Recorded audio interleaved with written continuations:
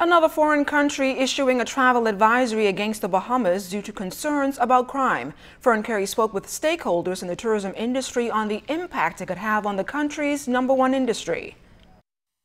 That travel advisory issued by the Canadian government warning its citizens to exercise a high degree of caution when traveling to the Bahamas due to the high rate of crime, not sitting well with jet ski operators and taxi drivers who were among those cited in the travel ban.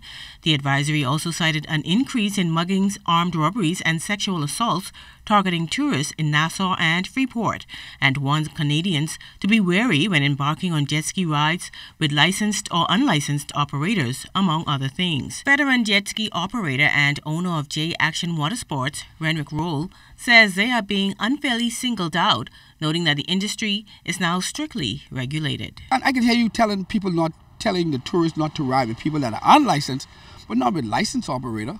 I'm a licensed operator. Over the Christmas season, we had a booming season. I mean, there was no problem, no complaints and everything.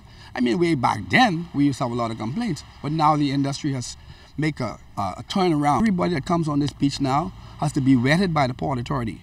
We go through a vetting system, and once you are vetted by the Port Authority and you are past that vet, then you will issue an operator's card. Port Officer Princess Daisy Russell stressed that a system is in place at Goodman's Bay to weed out any rogue operators. We don't allow all kind of people to come here and ride as they please, because here we go at a rotation, and only licensed jet ski operators is allowed to operate on this beach. Nobody else. The Canadian travel advisory comes some 3 weeks after the U.S. government issued a similar travel ban, warning Americans to stay away from the fish fry at Arawak Cay due to crime. Meanwhile, the Canadian travel advisory warned citizens to only use licensed taxis and to take particular care late at night.